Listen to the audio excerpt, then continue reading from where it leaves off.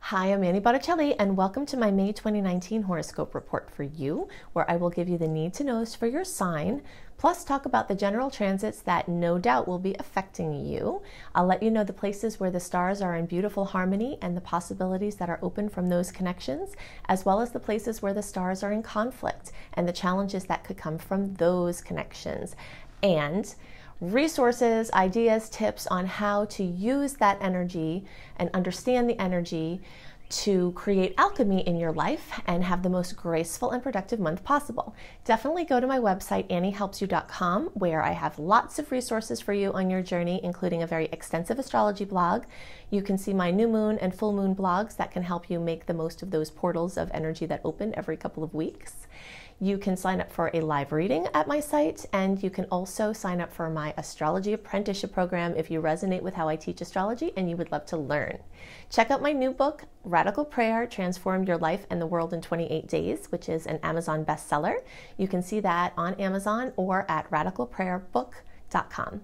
So let's see what the stars have for you this month. Hi, Scorpio friends. Okay, so we've got lots of things to talk about for you this month. I'm calling the theme of the month relationships getting rocked, and that is truly for better and worse, and it's hard to tell which way it's going to go, and it could go both ways. We have a massive amount of energy that's in support of sweet harmony this month for you, because there's lots of energy in Taurus, there's lots of energy in Cancer, and all throughout the month we've got both of these planetary representations, which in general flow pretty well for you. So, looking at the overview of the month, there's a lot of flow and synastry. There will be some annoyances and some antagonism from the planets that as they move through Aries and then as Mars finishes its transit through Gemini. I will show you the charts to go into this deeper for early, middle, and late degree placements, but first I want to go over some themes that will likely be coming up for you this month. And it's interesting because I had some things on my mind to talk about for you, and then as soon as I was just about to start recording, a blue jay came to me, like right in my window right there. And I pay really close attention when animals or other things seem to be trying to get my attention. And I felt like, okay, first I was like, is that message for me? Is there something in the blue jay's energy for me, or is that for you? And I got the sense that it was for you all. So when I read up again on the things that blue jay energy represents, it was really very much in sync with what the planets are doing. So you can thank Mr. and Mrs. Blue Jay for some of these points I'm about to share with you. Okay, so before we pop the charts in, I'm going to talk about some themes as far as it relates to relationships, but this can also be related to other things in your life. And when I talk about relationships, I mean it's really all-encompassing. So work relationships, coworkers, bosses, romantic relationships, the ones that are kind of light and new, and then also the deep, serious ones of consequence. Familial relationships, relationships with people that you owe money to or that owe money to you. I mean, really, children, anybody from different reasons in the chart. Relationship sectors are just really showing up as very strong for you all right now. One of the themes that the Blue Jay brought into my consciousness was this proper use of power. So this is a time when within the relationship space, okay, so if there are conflicts within relationships, it's easy to blame the other person and be like, they suck, they did it. If they stopped doing that, everything would be fine. And on some level, there might be truth to that, but we have the opportunity to own our lives as empowered beings where we are co-creating our reality and that nobody's doing anything to us and we're not victims of anything. So if we look at life through those eyes, then if somebody is bringing something to us, we are inviting it in for a lesson, or there's something that we're attracting because of the law of attraction, that we're a vibrational match for it. And a lot of this has to do with power. And in general, Scorpio energy, there's a strong undercurrent of power as a theme for your life because Pluto rules Scorpio, and Pluto is this planet of ultimate power, helplessness and helpfulness and power and lack of power. And it's just the storyline for Scorpio energy. And it's getting very much accentuated at this time. So you get to ask yourself the question, are you using your power properly? And in cases where you're not sure or you think you are, if somebody is betraying you, then it could be reflecting some inner incongruence, which is another message of the Blue Jay that's coming up that shows in the chart as well. This congruence, meaning living the way that you're making it out like you're living, or living the way that you're presenting yourself to be living. So if somebody betrays you, meaning they turn out to be false in some way, a lot of times in the spiritual world of reflections, this is cueing you that there's some place you're not living in congruence. And maybe in 80% of your life you're living in congruence, but that 20% that you're not, these are the type of transits that could make you to ask the bigger question, how can you live in more congruence? And when you live in more congruence, it changes your vibrational matching to help other people to be true and honest and transparent with you.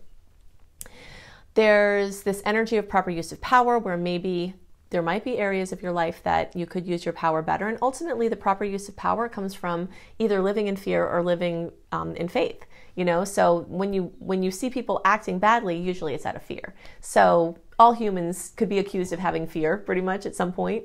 So looking for the deeper places where fear is dictating your behavior could be really transformational right now. The last thing has to do with dabbling versus true mastery. Now, the Scorpios that I know have quite a lot of mastery over certain subjects. They have a way of just having a penetrating focus that helps them to go in really deep.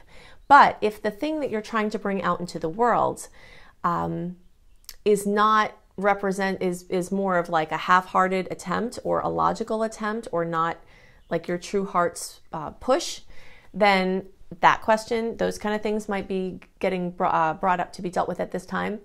Or possibly it could be the opposite, where sometimes the things that we have true mastery over are not necessarily the things that we wind up making money at. So there's just this question of like, okay, do you have to do some other things to make money so that you could fuel your other passions?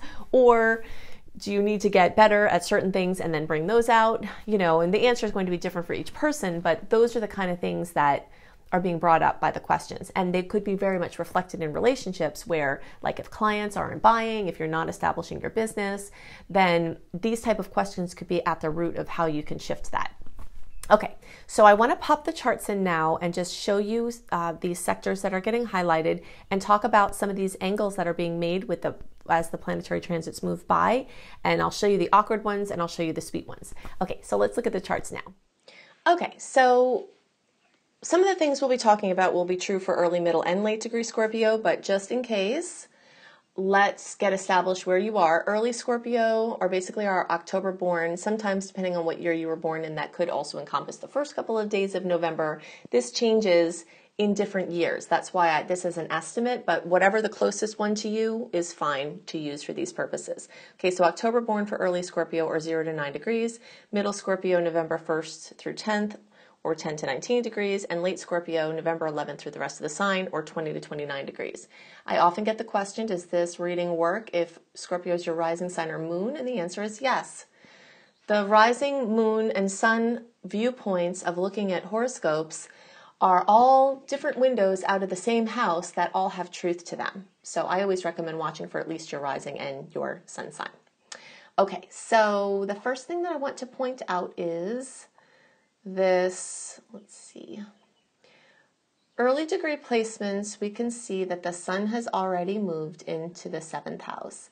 That's a relationship house of every kind, and that brings a highlight and a focus. Now, the middle and late degree placements is going to take a little bit more into May for the sun to be in there, but it will be this month. Oh, gosh. There we go. Okay, so it will be there this month. Just depending on your degree, it will be a little bit further into May. So the sun bringing highlights to your relationship sector, showing you the things that are wrong, showing you the things that are right, and bringing things up to be dealt with. Also, we've got Mars in the other relationship house. Mars and Gemini is in there, and Mars brings oomph. Mars is also the god of war, though. Okay, there for the middle. It still has longer to go, and then the late degree placements, you've still got just a little bit in the 7th, and then it will be in the 8th here shortly.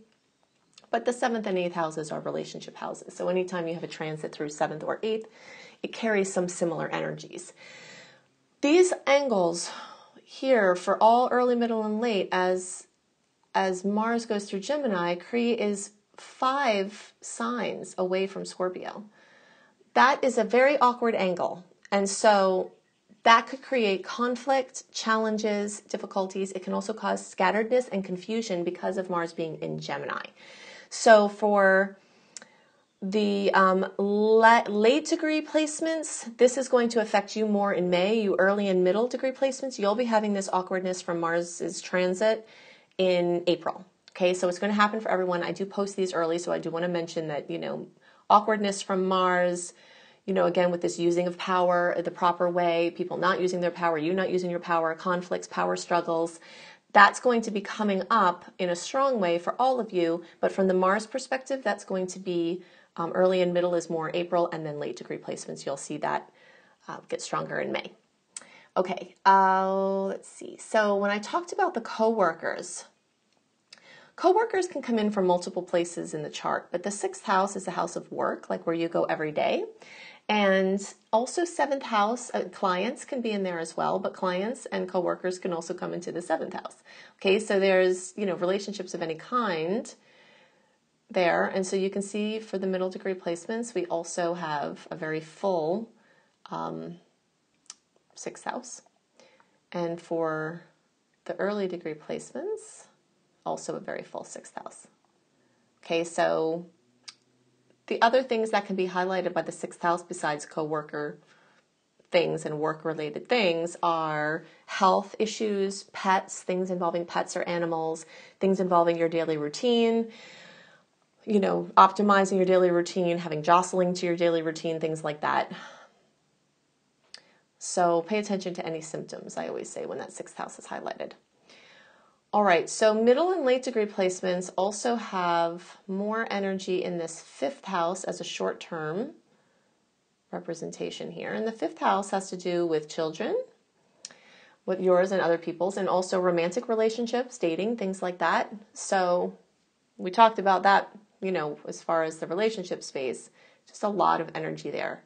And the energy for the earlier part of the month is still in Aries, which is, again, it's an awkward 5 there.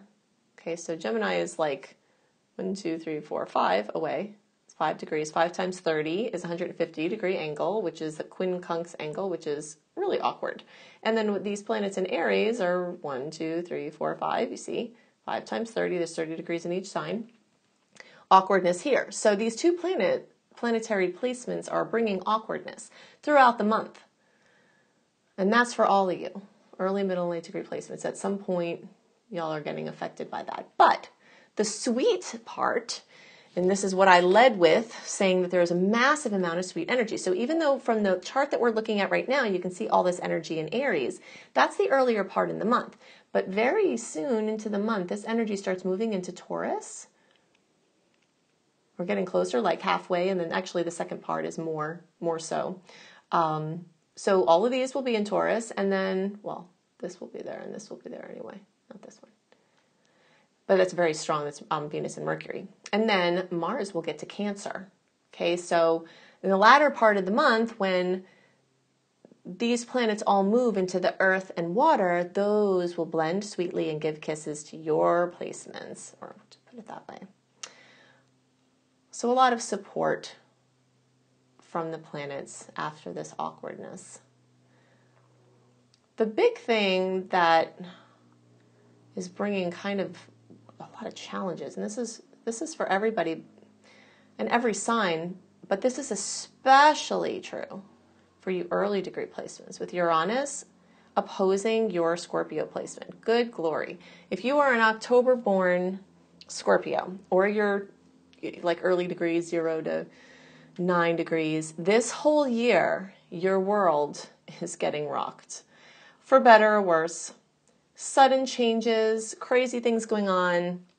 I mean, even, I know somebody who has a 9-degree Scorpio placement, and they're having this like crazy too. So even that late, late of the early. You know, that Uranus is just going to be all year moving back and forth in opposition to your Scorpio placement.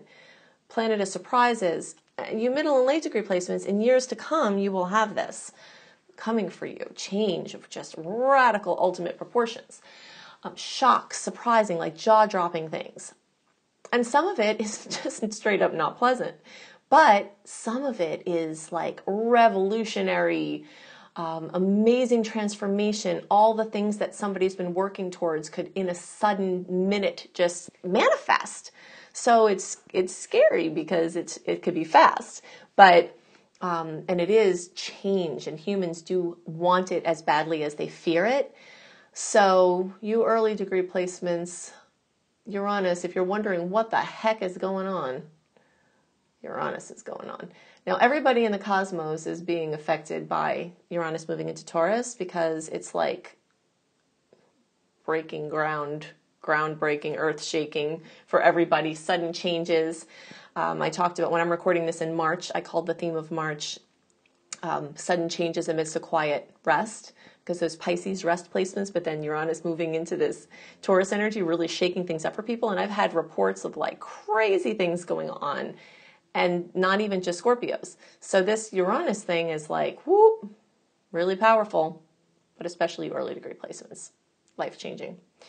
Okay, so those are the things that are most on my mind this month. Now I want to go into some more detail about the general transits that will definitely affect you, some dates to note, and some other things that I feel that you need to know to best use the energies this month. So I'm going to come back on the screen and talk about the general transits now. So I'm calling the theme of May 2019 for all signs, conquer the obstacles and gain the rewards, because this month, we've got all kinds of obstacles, but there's actually more sweet energy than there are challenging energies. And there are going to be things to get through, but you have a lot on your side for getting past them with flying colors. The factors that flip the switch towards action in April are still at play very much this month in May. So we have the first month in a long time without having a personal planet retrograde, either shadow period or the actual retrograde, as part of the equation. So in April, even though Mercury was not retrograde, the whole first half of April, the post-shadow period from Mercury was still in effect. Now here in May, we don't have Mercury, Venus, Mars, the personal planets at all retrograde, nor do we have any of their shadow periods for the transit. So we don't have that to impede progress.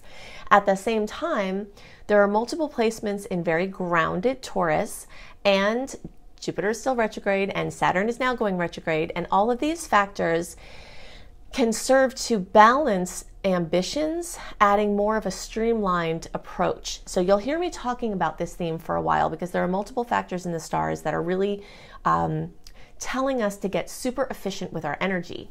So you'll have more opportunities this month to really get stuff done, but at the same time, there are challenges to overcome, and there is this sort of reevaluation of the things that you've brought out and checking in and strengthening to see what you need for future expansion.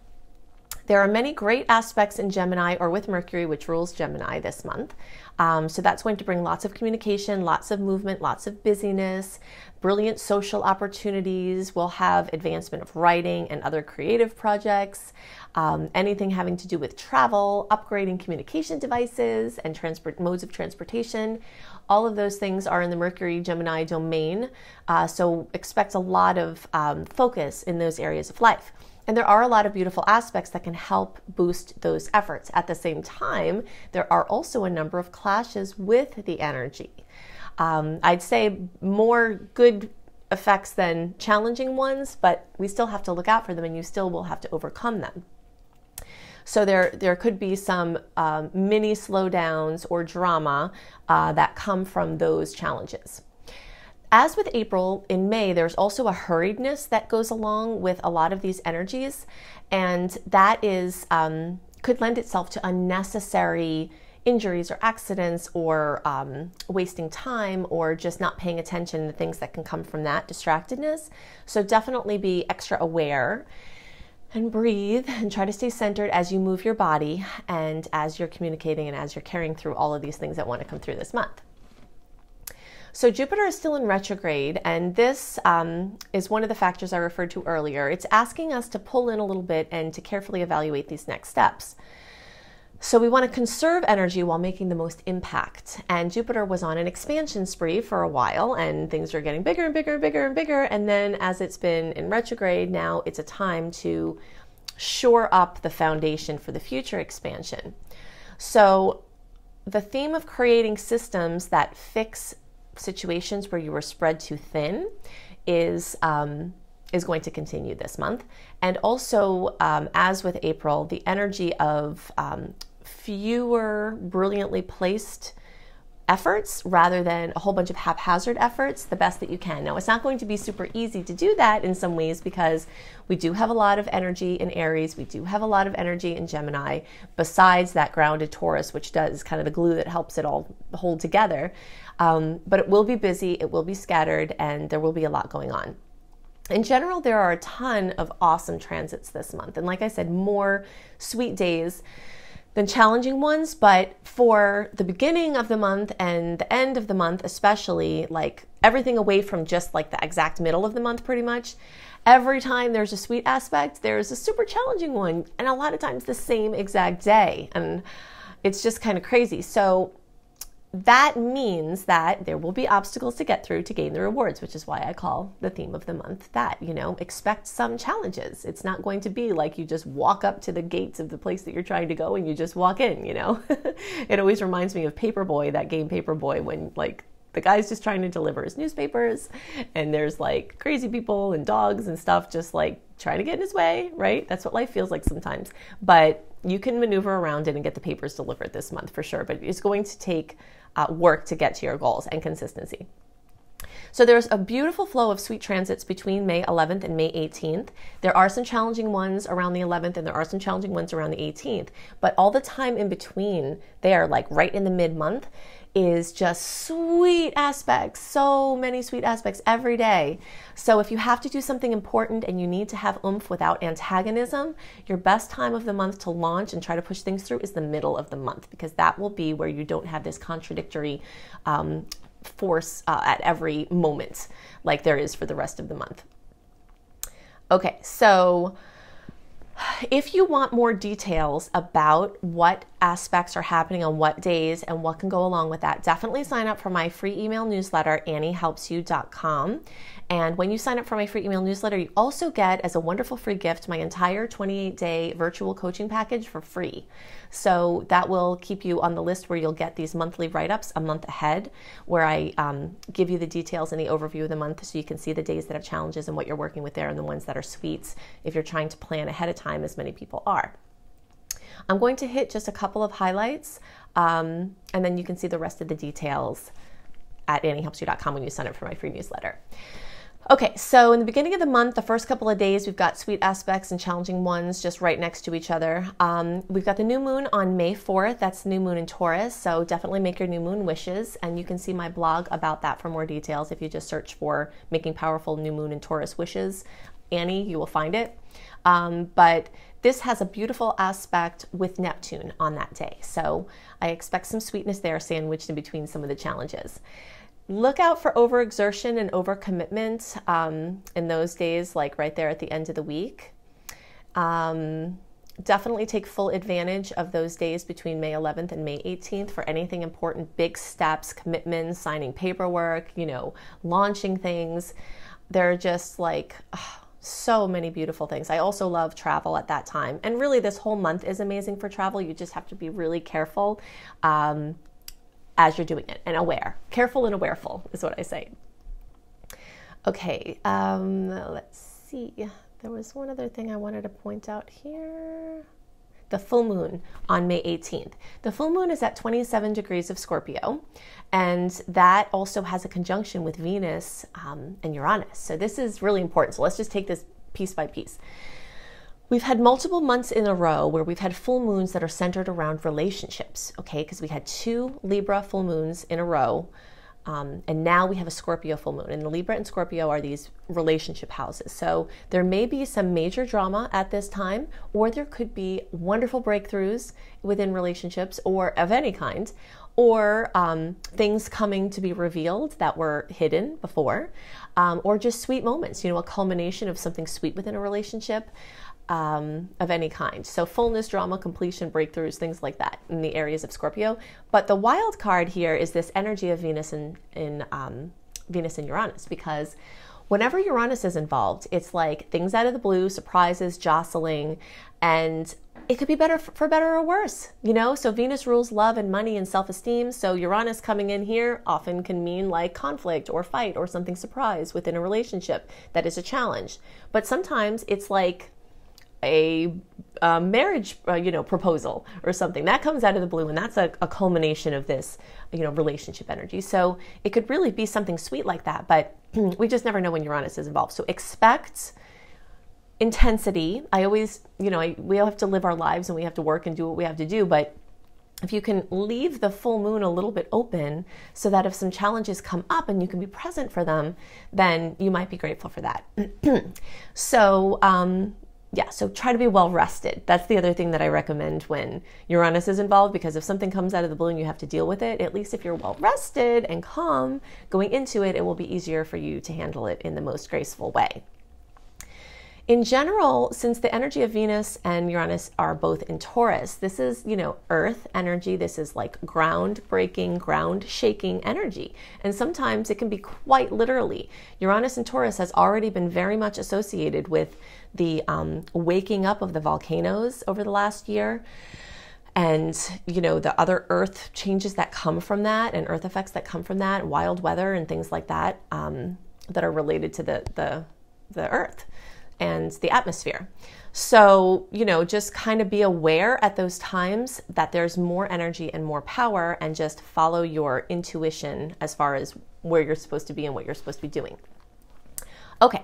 So those are the things that are most on my mind for this month. Definitely go to anniehelpsyou.com, sign up for my free email newsletter, get my Shine 28-day virtual coaching program for free, get these written version of these general reports in your inbox a month early.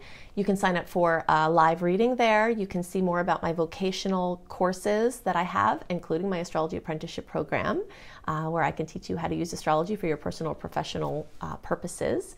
And I have lots of other things on my website, like subliminal audios that help you to train your brain in the direction of things that you want. So you can see all that at anniehelpsyou.com. Definitely check out my book, Radical Prayer, Transform Your Life in the World in 28 Days. If you are interested if you're a spiritual seeker and you want to align your energies with that of the divine and have the most easy, graceful life possible, this is your little friend. I made it in a nice portable size. It's a beautiful book on the inside and out for you to take with you and use the power of affirmation and prayer to transform your life and the world in positive ways. So you can see that at radicalprayerbook.com. It's an Amazon bestseller. You can go to my husband's website, iamhelios.com, iamhelios.com. He's got all kinds of goodies there. He does astrology readings and tarot readings. And if you'd like written horoscopes by me, plus other lifestyle blogs for natural living, you can go to cozybysweetstarlight.com and see my written horoscopes for you for each sign a month early each month. So I hope you have a wonderful month, and I'll see you next month. Bye.